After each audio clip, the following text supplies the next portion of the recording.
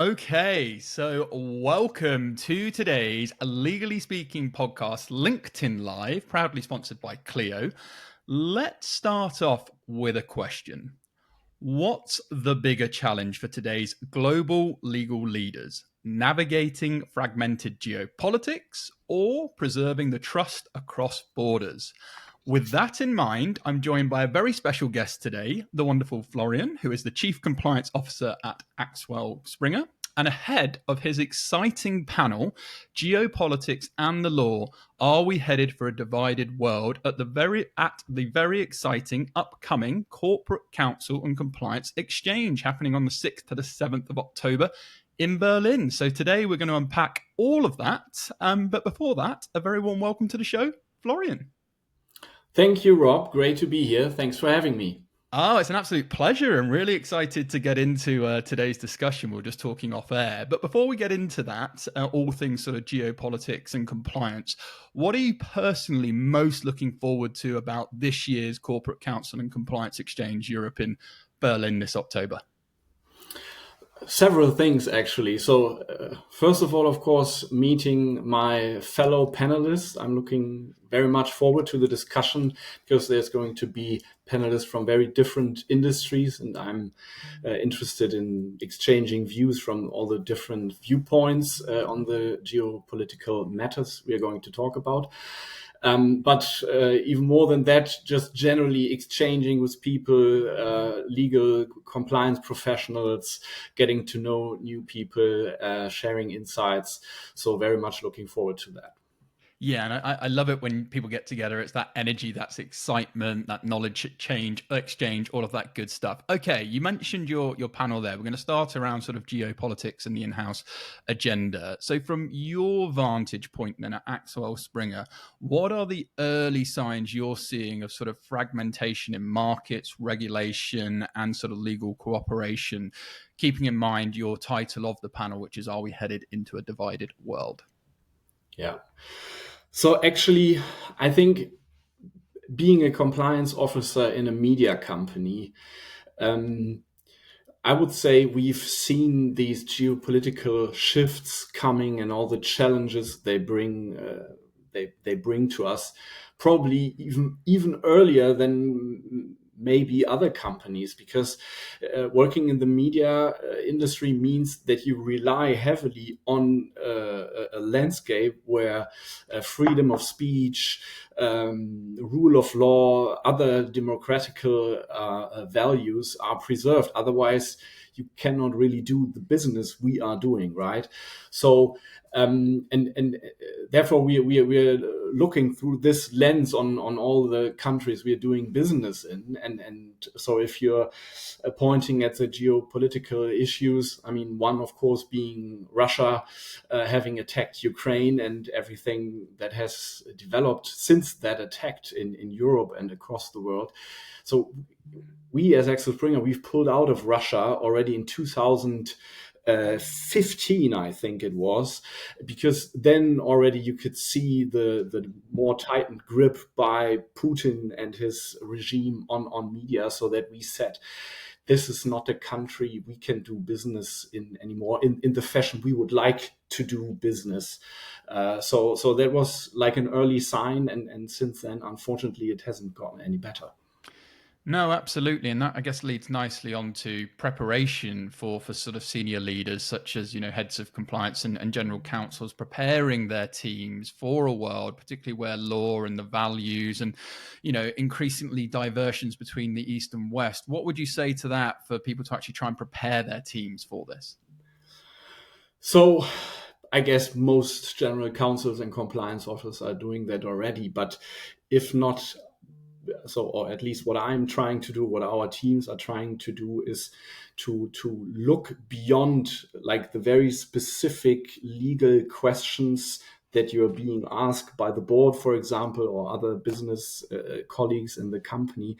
So, try to look beyond what's close to you and try to see more interconnections or challenges that could be triggered by, I don't know, by a new business partnership. Just try to not only limit your view and your advice on the purely legal topics, but also take into account political communication dimensions in when you're advising the board or other colleagues.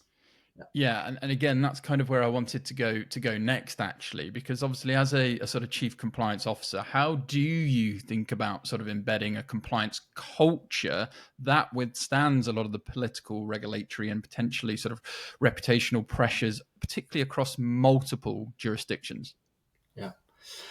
So at Axel Springer, I wouldn't say it's an easy task, it never is, but what helps is actually that we have a deep foundation in our company values from having had that for many years, which is freedom as a value in everything as we do, and what we also try to promote in our journalistic channels and publications, because freedom of expression, but also other freedoms, are the very basis of what we are doing. So that is one, but also, and this then sort of also turns into duty for all of our employees, I would say, is, the business of journalism, of good journalism, is to closely look what are the people in power doing, politicians or business leaders, and criticize them for whatever has gone wrong, a corruption scandal, whatever. So, but if you are constantly challenging leaders and asking them to adhere to values, to the law, to ethics, and so on, that of course also means that you yourself have to live up to those values, because otherwise, what you're writing or broadcasting, whatever, will take a hit if you don't live up to those values yourself.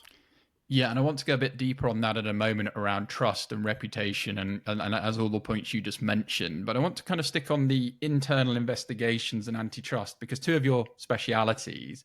And what are you seeing are the sort of greatest geopolitical pressures playing out in those areas today?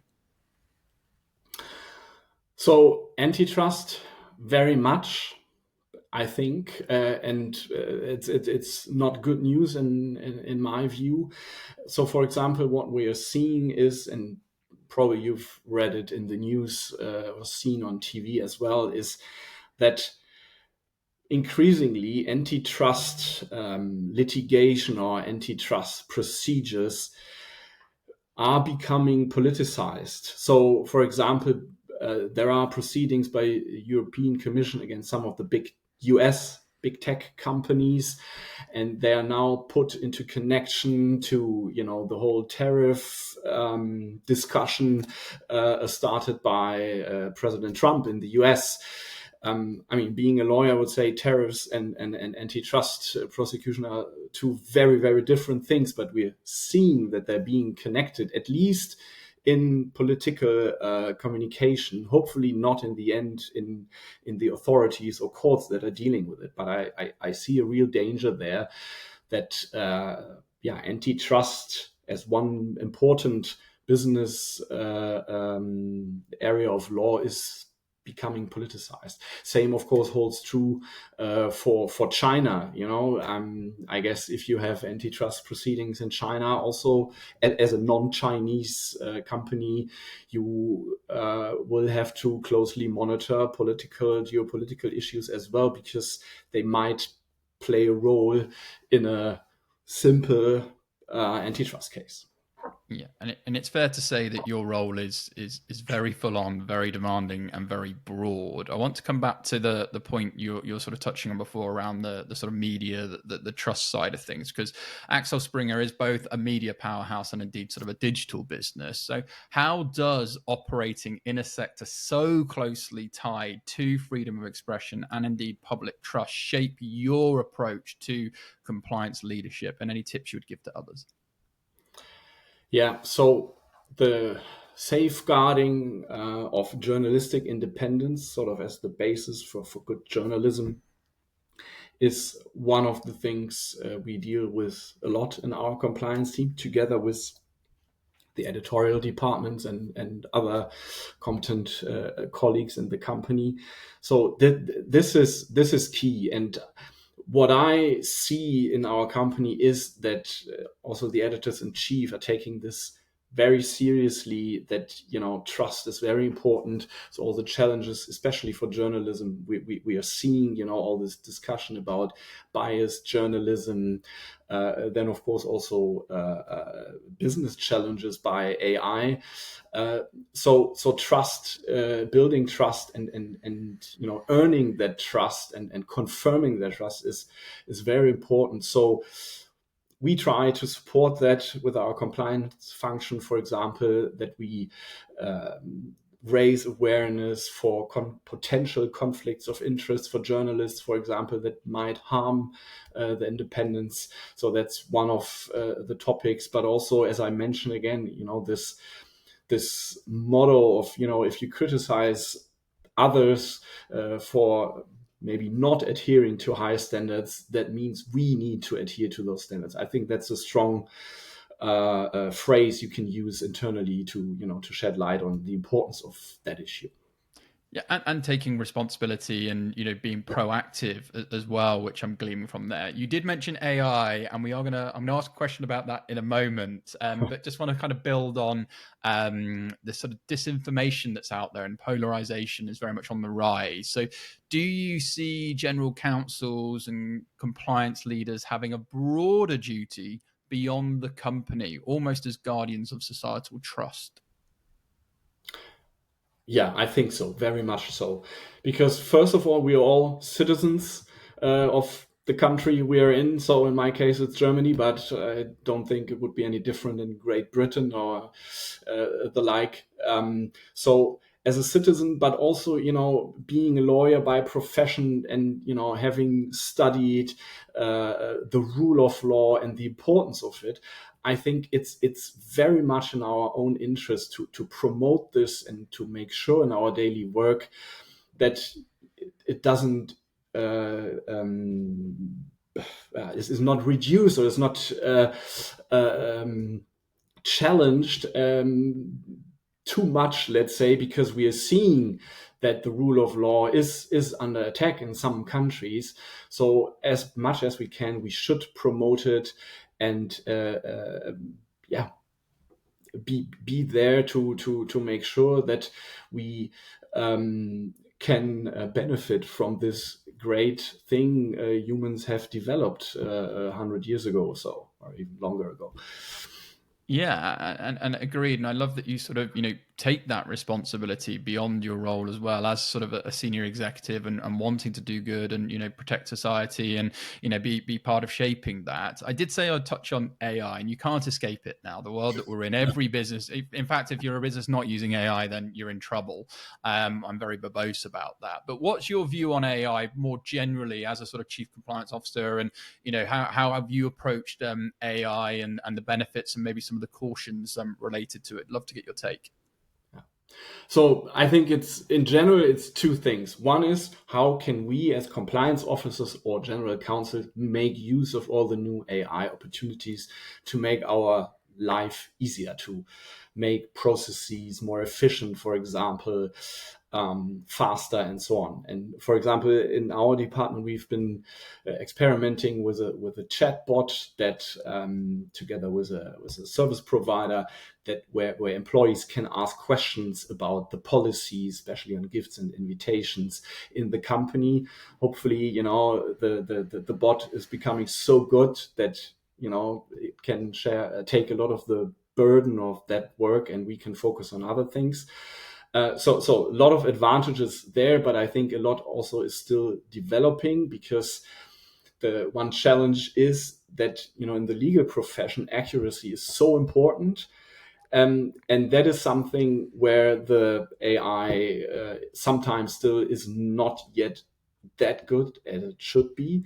For creative processes, it's great, it's huge, but accuracy is still room for improvement, I think.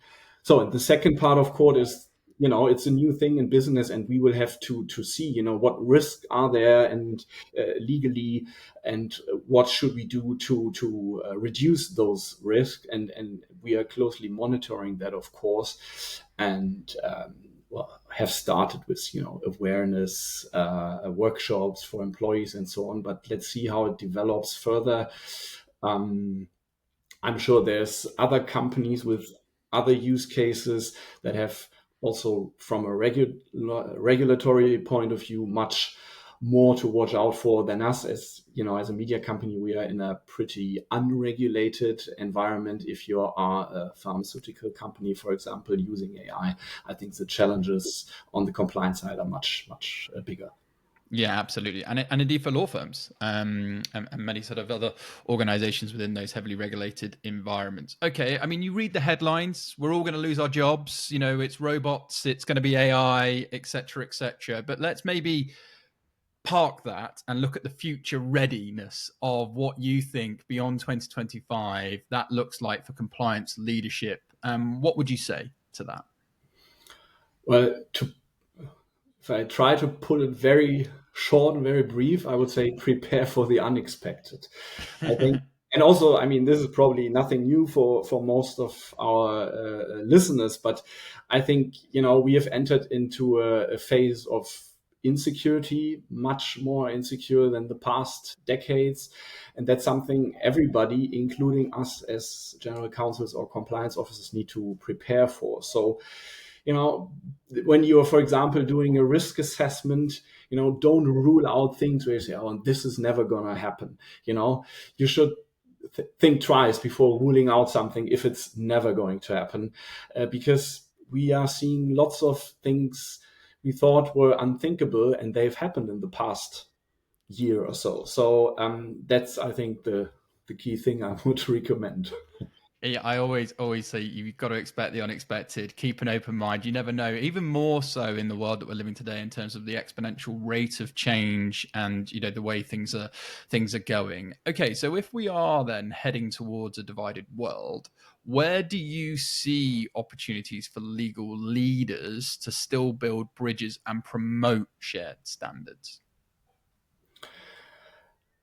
I would say it hasn't become easier, but I think there's still opportunities, options, and we should use them, because in the end, it's all humans. And usually, at least that's my experience, if you go into a deeper discussion with someone where maybe in the beginning you think totally different point of view, and also sticking to geopolitical issues, maybe different views on some very fundamental geopolitical questions. Once you go deeper into a discussion, very often I think you see that you're probably not that far from each other, and then there's room to discuss and see, where can there be some common understanding and so on. I think it's maybe you need to be less ambitious than you used to be, but still try to overcome this, and hopefully come to a less polarized world. I mean, I'm not that optimistic right now, but we need to try, and communication is key for that. Yeah, and that was something I was going to ask, leading to skills. I always like to ask people, what's one skill in your toolbox you think you will continuously still need, even in an evolving world of technology, that you would not want to lose? Is there one particular skill that you think as a leader you will still need regardless of where the world goes? Yeah, it's always the direct human contact. It's a communication, and as much as I like talking virtually with you, there's such a big difference between talking with someone virtually or doing it in a physical meeting. There's so much more you can bring across, or you can understand from the other side, and this, I think this is important for everyone, but especially in compliance. I mean, picture, for example, an interview in a compliance investigation. I still remember Corona times where we had to do all that via video, which was fine. I mean, grateful that we had all those technological options to still be able to work. but it's a whole different thing to do it in person. You get much more out of it, you as an investigator, but also the person that is being interviewed. I mean, you can, maybe there's nervousness, maybe there's fears or so. You can, try to accommodate that much better if you're in the same room. And also for compliance professionals, I think, in addition to that, if if you really want to understand the business and thereby understand what possible compliance risks can there be, you need to be close to the business. And that means that you also need to talk to people in real life, meet people, and so on. Yep, and I'll keep banging on about it from what others have said before in the past. We're still in this H to H revolution, this human to human revolution. People are craving that connection even more in a tech enhanced world. So the more that you can bring that human output, I think the better. And I guess, like you said today, we've just been scratching the surface, but there is a real benefit to being in person. So, Yes. we've got the Corporate Counsel and Compliance Exchange coming up. You said at the top of the conversation what you're most looking for. Maybe for folks who haven't been to one before, or don't know too much about it, what else would you tell people to expect from such a wonderful conference that's put on? Yeah, I think it's the insights you can get. I mean, be it from someone on stage holding a speech or from the discussion by the panelists, but especially I think after the discussion on stage, you very often might get the chance to speak someone who was on the stage in person, discreetly maybe, and ask some further follow-up questions and learn something more. And that of course also holds true for the people on the panel, because as much as everyone else there, I like to learn from others. Also, to improve your own compliance organization, to hear how are others doing it, especially from other industries, different challenges, different solutions maybe. So I think the possibilities between the different slots over a coffee or maybe later over a beer or whatever, to have some follow-up discussions, that really is a great thing. Yeah, and I so agree with that, because I've been to and hosted a number of events, and it's those one or two. It could be a turn of phrase, it could be a quick insight from someone. You've just got that little nugget, and maybe that 20 years of expertise that one person has from them being in the room and you being in the room, you go away and you take that piece of information away and can act on it. And we've all heard very much two ears, one mouth. But a mentor said to me, and it's always stuck with me, Rob, when you're speaking, you're not learning. Listen more. And it's so true. And so when you can go to these events and you can listen to these incredible people, and obviously your panel and so many others, it's just wonderful opportunity to pick up that knowledge that is really quite hard to come across. Okay. Anything else you would like to share ahead of your panel that for our viewers and people catching the replay should know? Because I'm very excited, because it looks like a very exciting panel. You've got obviously the General Counsel from Lego Group with you moderating. You've got the General Counsel from PPG Industries, GC from the European Bank from Reconstruction and Development, GC again for Siemens Health Engineers. So, I mean, it's a bit of a rock star panel. Give us a bit more. Yeah, I'm really looking forward to it, because to Lego, of course. I mean, probably everybody knows Lego from his childhood. So very much looking forward to that, of course. But generally, I think, as we're talking about geopolitics, I think if you are in a media company like us, or if you're in legal, let's say consumer products, then you have Siemens, which have much more B2B business model. So probably very different challenges, or in the details, how to deal with the current geopolitical situation. And I think that's going to be a very interesting discussion, how the different companies with the different business models are thinking about those challenges, and how they are tackling the problems that arise with that situation. So I think it's going to be very interesting and very, maybe even fun. I'm recommending everyone to come and watch us. And it's in Berlin, of course. And, I was saying off air that, it's been a long time. I think I said I went to Berlin as a student when I was broke, and I'd love to revisit Berlin again now I've had a few years of working in the world of work. So, yeah, it's at the, I think the Hotel Palace Berlin. Tell us a bit about the venue. Tell us anything we should know. Have you been before? Actually, as I live in Berlin, I haven't been to the hotel yet. I know where it is. It's a very nice area. So, I mean, I'm not originally from Berlin, but I've been living here for more than 20 years now. And I can tell you it's a great city. Maybe that's the reason why I've stayed here and haven't changed, despite job changes, haven't changed the city for so long, because it's such a great city. So many interesting things you can do, whatever you're interested in, if it's sports, if it's culture, if it's music, if it's museums, if it's just nightlife, everything is here. Last night I just met with a few old friends that live in other cities, and they told me again how much they love coming to Berlin every time. Well, there we go, folks. You've heard it. Not only is the Corporate Counsel and Compliance Exchange rich in really good quality speakers and content and insights, it's going to be hosted in a wonderful city in Berlin. So just to remind you all, it's from the 6th to the 7th of October in Germany, and it's invite only. Spaces are limited. So to request your place, use the link that'll be in the comments below. And yes, look forward to hearing from leaders, not just from Florian himself, but we're also going to have OpenAI, Siemens, Volkswagen, Swiss Post, and so many other amazing, incredible senior executives there. So I'm very much looking forward to it. Florian, where can people find out more about you if they want to get in touch ahead of the panel discussion with yourself? Would you like to share any contact details or web links with them? And we'll make sure we can signpost them to you as well. Yeah, I mean, I'm on LinkedIn. You can find everything you need on my LinkedIn profile. So you can find me there. Happy to share the link later. Absolutely. Yep. The largest professional networking site in the world. You're on it. And we're delighted to have had today's conversation. So really looking forward to seeing you in action in October. But from now, from all of us on the Legally Speaking podcast, sponsored by Clio, over and out. Bye-bye, folks. Bye-bye. Thank you.